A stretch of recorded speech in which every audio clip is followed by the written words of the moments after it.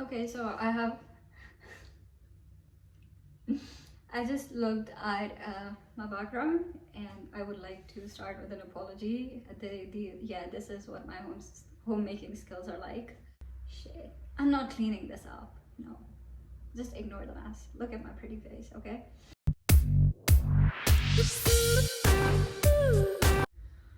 Do you think you speak really well, but others laugh at you just because they're jealous?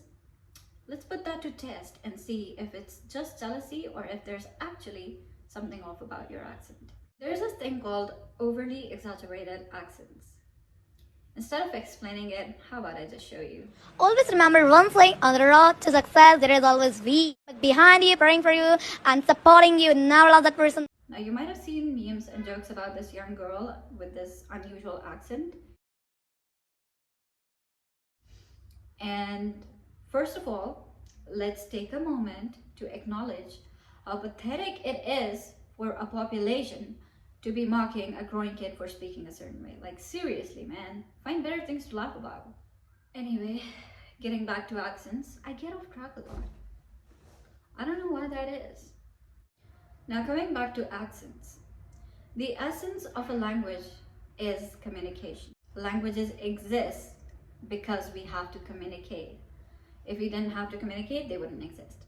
When that essence is compromised, when you're not saying things because you want to say them, you're just saying things to look like a certain person or you want to sound like a certain person, you're not communicating your message. When you do that, people can actually perceive when you say something, but your head and heart aren't in it. This is why people struggle with vocabulary. This is why people struggle with fluency. This is why people struggle with accents. If you use vocabulary that is not completely essential, you're just showing off how many words you know, people can actually pick up on that fake energy and they would hate you for trying to deliver a message in a certain way without actually just sticking to the point. Same goes for accents. Accents are something that naturally develop over the period of time and they take a while, okay? You cannot just force an accent. You gotta take your time with it. If you're not comfortable with how you're pronouncing the words, if you're forcing an accent instead of letting it develop naturally, if you're focused on sounding fancy instead of actually focusing on delivering a message, if you're focused on sounding a certain way in order to intimidate people rather than connect with them, you will attract hate. And they have the right to do so because you're not actually connecting with them. You're not communicating with them because you're communicating with them. You're just communicating with them because you want to show them how awesome you are and how terrible they are. And like that's negative energy. Nobody appreciates any kind of negative energy. And even if there's not, like in the video that I mentioned before, there's no negativity. Like you cannot see that a girl is being negative, but it's like he's trying to show off. And accent is not just like how fast you can speak. She's trying to speak in a way that is, okay, this is constructive criticism. Okay, I hope if she ever watches this, she doesn't take it personally. When you're speaking, there's like certain pace, like sometimes you speak fastly and then you speak slowly, and then there are words that you put a stress on. There's pauses, you gotta stop for the conversation to sink in. So like an accent is a combination of all those things. If you start focusing on perfecting your accent, it's not something you focus on. You do focus on it, like, I don't know, once a week or once a month, and try to improve it for like, I don't know, 20-30 minutes. But it shouldn't be the center of your communication. Don't obsess about it. Whatever accent you speak, just make sure you're comfortable with how you're saying the words. And if you're not comfortable with how you're saying those words, practice them in whatever accent you like and just use one word. Okay, like you don't have to obsess about accents.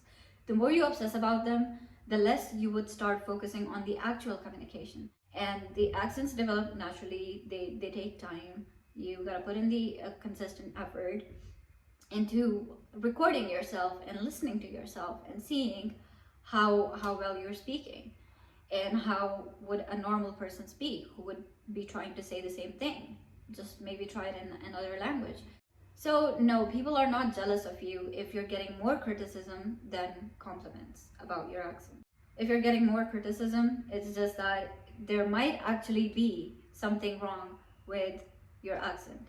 You might be speaking too fast. You might not be able to focus on the stuff you're saying. It might not even have anything to do with the language itself. It's just that the energy you're giving off, you're not listening properly, you're not communicating properly, you're not using the right words, and you're just like whatever.